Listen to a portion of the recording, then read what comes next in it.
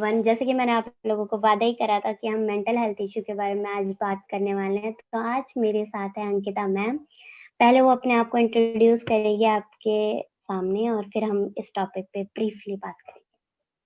Okay, hello everyone. मेरा नाम अंकिता है और मैं एक काउंसलिंग साइकोलॉजिस्ट हूँ। मैंने अपना बीए करा है साइकोलॉजी में और अपना मास्टर्स करा है काउंसलिंग साइकोलॉजी में दिल्ली यूनिवर्सिटी से। मैंने ट्रेनिंग भी करी है गाइडेंस और काउंसलिंग में और मैं एक सर्टिफाइड प्रैक्टिसिंग काउंसलर हूँ। और आज हम बात करने वाले हैं मेंटल हेल्थ पर। ओवर टू यू कामना।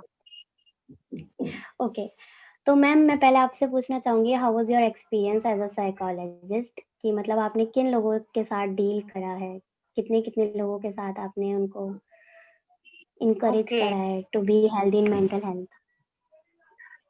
सबसे पहले तो मेरी जर्नी अभी तक बहुत अच्छी रही है। मैं कहूँ तो मैंने अलग अलग जगहों पर काम करा है। मैंने बच्चों के साथ काम करा है, मैंने रिहैबिलिटेशन में काम करा है, मैंने काफी लोगों को इंडिविजुअली भी काउंसलिंग दी है। और आई कैन से कि ये बहुत ही प्रॉमिसिंग करियर है जहाँ पे आपको बहुत ही सेटिस्फेक्शन मिलता है जब आप किसी की हेल्प करते हो, जब आप लोगों को ठीक होता हुआ देखते हो, जब रिकवरी होती है, जब लोग आपसे कहते हैं कि दे फीलिंग बेटर, तो बहुत अच्छा लगता है। So yeah my experience is good and I am looking forward to the future. है अब कि मतलब एक फैक्ट जो मुझे अभी तक जानना है, एक साइकोलॉजिस्ट और साइकाइट्रिस्ट हम्म। में वो डिफरेंस जो होता है, क्या आप वो बताओगे? हाँ। एक साइकाइट्रिस्ट जो होता है वो एक डॉक्टर होते हैं प्रॉपर, जो कि अपना एमबीबीएस डिग्री करते हैं कंप्लीट। उसके बाद एमडी जो उनकी स्पेशलाइजेशन होती है वो उसको साइकोलॉजी में कंप्लीट करते हैं। तो a psychiatrist studies psychology and prescribes medicine. वो आपको दवाइयाँ प्रिस्क्राइब करते हैं जो भी मेंटल हेल्थ सीरियस डिसऑर्डर्स होते हैं उनके लिए। अच्छा, बेसिकली साइकोलॉजिस्ट यू जो होते ट्रीट हैं, with counsellings and they treat या विद मेडिसिन। क्लिनिक, या वी जो क्लिनिकल साइकोलॉजिस्ट होते हैं, काउंसलिंग साइकोलॉजिस्ट होते हैं, वो डिसऑर्डर्स के साथ काम करते हैं, but they can only give diagnosis, counselling and therapy. और डायग्नोसिस भी सिर्फ और सिर्फ क्लिनिकल साइकोलॉजिस्ट देते हैं। काउंसलिंग साइकोलॉजिस्ट का काम होता है काउंसलिंग करना, स्पेसिफिकली जो भी डिसऑर्डर के साथ या जो भी मेंटल हेल्थ कंडीशन के साथ वो डील कर रहे हैं। ओके, तो ये डिफरेंसेस हैं जो पता होना चाहिए, specially if you are looking for the. तो shall we start with the session? Yes, sure sure sure. Okay, तो पहला क्वेश्चन जो मैं आपसे करना चाहूंगी कि मेंटल हेल्थ में क्या क्या कंसीडर आप करते हैं, कि मेंटल हेल्थ के अंदर क्या क्या चीजें आ जाती हैं? सबसे पहले तो मेंटल हेल्थ को समझना बहुत जरूरी है। बहुत यस, सारे लोग एग्जैक्टली। मेंटल हेल्थ को मेंटल इलनेस समझ लेते हैं, जो कि बिल्कुल भी सच नहीं है। मेंटल हेल्थ का मतलब है कि आप कैसे सोचते हैं, क्या सोचते हैं, जी कैसा जी। महसूस करते हैं और कैसा व्यवहार करते हैं। This is okay. What is actually mental health. Okay, okay. And now we have good mental health and bad mental bad. Health. Okay, तो अच्छी मेंटल हेल्थ जब आपकी होती है तो आप अपनी स्ट्रेंथ्स और वीकनेसेस को एक्सेप्ट कर पाते हो, अपनी जिंदगी में रियलिस्टिक थिंकिंग आप रख पाते हैं, अच्छे गोल्स आप बना पाते हैं, अपना ध्यान रख पाते हैं, दूसरों का ध्यान रख पाते हैं, अपने गोल्स को अचीव कर पाते हैं, जिंदगी में आगे बढ़ पाते हैं। जब आपकी मेंटल हेल्थ अच्छी नहीं होती है तब आप ठीक से सोच नहीं पाते। आप ठीक से सोचेंगे नहीं तो अच्छा व्यवहार कैसे करेंगे? फिर वहां पे आपको रिश्तों में परेशानियां होने लग जाती हैं, आपको स्ट्रेस होने लग जाता है, आपको एंजाइटी होने लग जाती है, या आप किसी और सीरियस मेंटल हेल्थ डिसऑर्डर का शिकार हो सकते हैं, जो कि बहुत बार लोगों को पता भी नहीं चलता। बिकॉज मेंटल हेल्थ की जो कंडीशंस हैं, फिजिकल हेल्थ की जो कंडीशंस होती हैं, आपको दिखती हैं, आपको पता चलता है, आपको दर्द होता है। यस, लेकिन जब कोई भी मेंटल हेल्थ इश्यू आपको होता है, तो वो अंदर ही अंदर होता रहता है, आपको पता ही नहीं चलता। तो इसीलिए बहुत जी, बार मेंटल हेल्थ की जो इलनेसेस होती हैं, वो डायग्नोस ही नहीं हो पाती, क्योंकि हम ध्यान नहीं देते थे, क्योंकि हम बात ही नहीं करते, क्योंकि हम समझना ही नहीं चाहते। बट आज के टाइम में जब हम एक पैंडेमिक से गुजर रहे हैं, मेंटल हेल्थ पर बात करना, अपनी मेंटल हेल्थ का ध्यान रखना बहुत ही जरूरी एग्ज़ैक्टली। अब इसमें मैं थोड़ा अपना एक्सपीरियंस ऐड करना चाहूँगी, क्योंकि जो मेरा ये 3 साल और 4 साल का एक्सपीरियंस रहा है, बेसिकली मैं बोलना चाहूँगी अपनी सिस्टर की मैरिज के बाद जो मेरा मेंटल हेल्थ इश्यूज़ रहे हैं, लाइक बैड मेंटल हेल्थ मेरी रही है, और मैंने है। कभी उसे कंसीडर नहीं करा। आई वाज़ हैप्पी, ऐसा नहीं कह सकते कि मैं पूरा बिल्कुल एक कमरे में आपको बंद कर लेती थी या फिर मैं किसी से बात नहीं करती थी, ऐसा फ़ेज़ भी था। But at the same time I was going out, I was enjoying my life, I was with my friends, but mentally मैं कह सकती हूँ मैं वहाँ पर उस टाइम पर प्रेज़ेंट नहीं थी। तो क्या ऐसा हम्म। हो सकता है कि एक पर्सन जो बाहर से नॉर्मल दिख रहा है, बिल्कुल आपसे नॉर्मली बात कर रहा है, is somehow facing the mental health issues? हाँ, बिल्कुल हो सकता है। बहुत सारे लोगों को एक्चुअली बहुत प्रिविलेंटली ये होता है, ओके। अगर हम डिप्रेशन की बात करें, तो बहुत सारे जो हमारे क्लाइंट्स होते हैं, वो आपको ऊपर से, स्पेशली जो माइल्ड डिप्रेशन होता है, जब यस, इस यस। डिप्रेशन सिर्फ शुरू होता है, तो बहुत सारे जो क्लाइंट्स होते हैं या लोग होते हैं, वो ऊपर दिखाते हैं कि they are very good, very happy, they are enjoying life, पर अंदर ही अंदर वो अपने आप में एक अकेलेपन में, और बहुत ही उदासी में जी रहे होते हैं। गुस्सा भी आता है, अकेला भी महसूस करते हैं, या फिर इसके अलावा भी मेंटल हेल्थ कंडीशंस हो सकती हैं। स्ट्रेस हो सकता है लोगों में बहुत, जो ऊपर नहीं दिखता। एंजाइटी हो सकती है लोगों को, जो ऊपर नहीं दिखती। या फिर और भी, जैसे कि बाइपोलर डिसऑर्डर की हम बात करें, या फिर और भी बहुत सारे मेंटल हेल्थ कंडीशंस हैं जो होते हैं लोगों को, लेकिन ऊपर नॉर्मली ऐसा लगता है कि लोग बहुत खुश हैं, उनकी जिंदगी नॉर्मल चल रही है। I think the fact is कि लोग शो करते हैं इज़, फिर से वही हम रूट पे आ जाते हैं इसकी, क्योंकि लोग इसको कंसीडर नहीं करते। तो लोगों को लगता है कि इसके बारे में बात करना भी बुरा है, और जो मिथ्स बना दिए गए हैं हमारी इंडियन सोसाइटी से, और जैसे कि हम कह सकते हैं कि लोगों को मतलब पता ही नहीं है कि उनके साथ हो क्या रहा है। तो हम्म। पहला स्टेप तो इस पाथ में ये होना चाहिए कि वो एक्सेप्ट करें। और जैसे कि अभी सुशांत हाँ, केस भी हुआ था। सबसे पहला जो स्टेप होना चाहिए, वो ये होना चाहिए कि हमें मेंटल हेल्थ पे बात करना शुरू करना चाहिए, जो कि हम नहीं करते।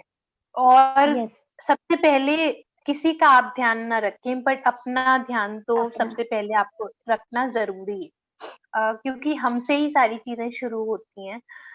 दूसरी चीज़ ये है कि चीज़ों पे बात करने से ज़्यादा सोसाइटी में जब हम कलेक्टिवली ये सोच बनाएँगे कि नहीं, ये इस पे बात करना ज़रूरी है, ये इम्पोर्टेंट है, तब भी काफ़ी हद तक चीज़ें बदलेंगी। जैसे अभी पैंडेमिक की बात करें, तो बहुत सारे ग्रुप्स ने मेंटल हेल्थ को बहुत सीरियसली इस पर बात करी है।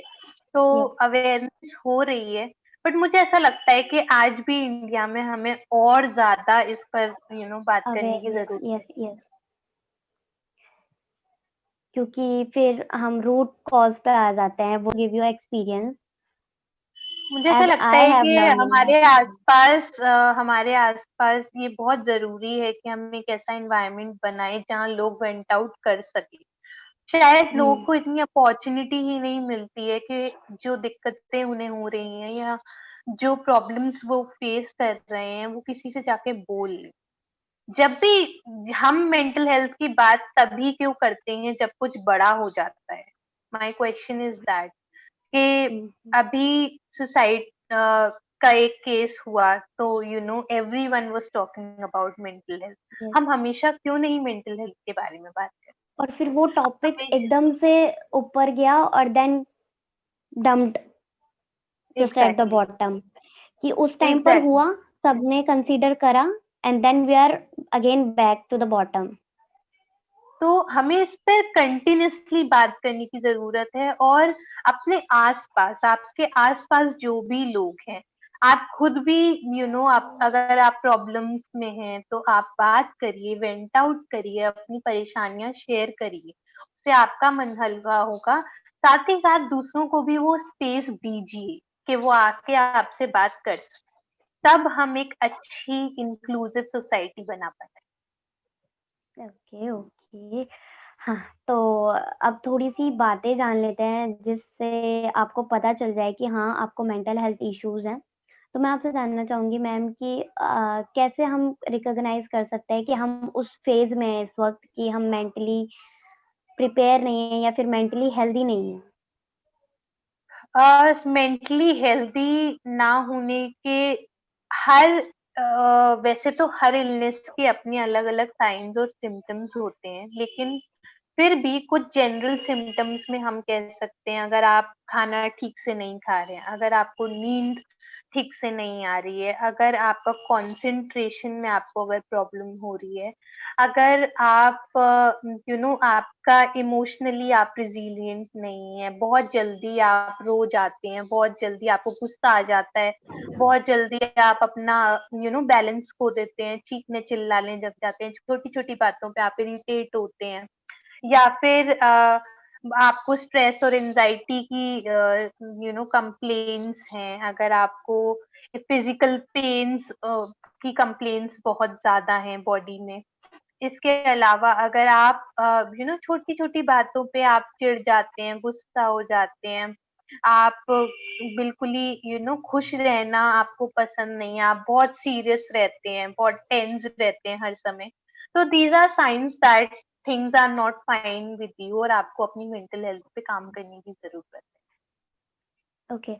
तो हमें एक काउंसलिंग सेशन की क्यों ज़रूरत है और हमें एक मेंटल हेल्थ ट्रीटमेंट की ज़रूरत ही क्यों है? मतलब ऐसा होता है कि बहुत टाइम हम फेस करते हैं और फिर हम ओवरकम कर जाते हैं बाय आवरसेल्फ कि हमने कुछ चीज़ फेस करी और फिर उसके बाद हम उस चीज़ को भूल जाते हैं और बहुत टाइम बाद वो इफ़ेक्ट इतना बढ़ चुका होता है कि it start giving you physical pain, मतलब जो मेरे साथ हुआ था।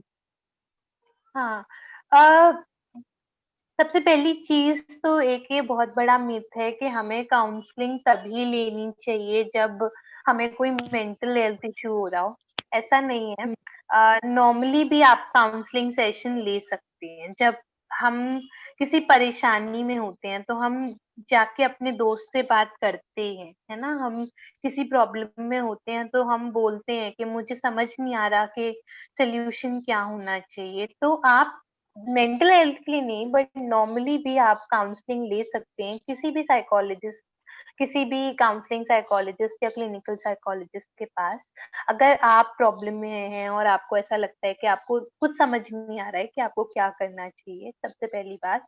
दूसरी बात, मेंटल हेल्थ अगर आपको लग रहा है कि आपकी मेंटल हेल्थ ठीक नहीं है, तो डेफिनिटली आपको काउंसलिंग सेशन लेना चाहिए, क्योंकि काउंसलिंग आपको एक ऐसा स्पेस प्रोवाइड करती है जहां बिना डर के और बिना जजमेंट के आप खुल के अपनी बातें रख सकते हैं। एक बहुत ही सेफ एनवायरनमेंट में आप अपनी सारी प्रॉब्लम्स अपने काउंसलर के साथ डिस्कस कर सकते हैं और उनके लिए सॉल्यूशंस जनरेट करते हैं। ये लोगों का एक बहुत बड़ा मिथ है कि काउंसलिंग के अंदर आपका काउंसलर आपको एडवाइस दे देता है और बस ये इतना सा खत्म हो जाता है, ऐसा हाँ, नहीं होता। ये मेरा भी आ, मिथ था। आपको कोई एडवाइस नहीं दी जाती है। काउंसलर आपकी हेल्प करता है अलग अलग सॉल्यूशंस को जनरेट करने में, जो कि आप अपने लिए खुद चुनते हैं। उन्हें करना ना करना आपके हाथ में है।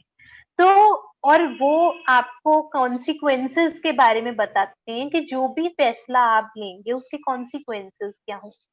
अगर आपको मेंटल हेल्थ इश्यू हो रहा है तो वो आपको बताएंगे कि ये साइंस आपके हैं, इस इलनेस के हैं या इस डिसऑर्डर के हैं और आप अपना ध्यान ऐसे रखिए, तो आप इस मेंटल हेल्थ इश्यू से बेटर तरीके से डील कर पाएँगे। इसके अलावा अगर स्पेसिफिकली कोई मेंटल हेल्थ डिसऑर्डर है, तो उसके लिए वो आपको अगर थेरेपी प्रोवाइड करते हैं, तो आपको कॉग्निटिव बिहेवियर थेरेपी या फिर आर्ट्स थेरेपी या कोई भी थेरेपी जो आपके ट्रीटमेंट में आपकी हेल्प कर सकती है। आपको वो थेरेपी कराएँगे जो कि आपके अंदर जो इमोशंस भरे हुए हैं उसको बाहर निकालेगी, आपके थॉट्स को अलाइन करने में हेल्प करेगी। तो काउंसलिंग और थेरेपी का सेशन लॉन्ग रन में दवाई से ज़्यादा इफ़ेक्टिव होता है और आपकी बहुत-बहुत मदद करता है। हाँ, गुड टू हियर दैट इतना सब कुछ जानने को मिला आज हमें। Thank you guys for watching my this video. ये टोटली मेंटल हेल्थ के ऊपर वीडियो थी। अगर आप चाहते हैं कि हम ऐसी वीडियोस और बनाएं तो प्लीज़ कमेंट सेशन में बताएं। और अगर आपको कोई भी क्वायरीज है मेंटल हेल्थ से रिलेटेड या फिर कुछ पूछना है तो मैं अपना इंस्टाग्राम हैंडल यहाँ पर शो कर दूंगी। You can go there and probably send me DMs. We'll discuss that. Thank you guys for watching this video.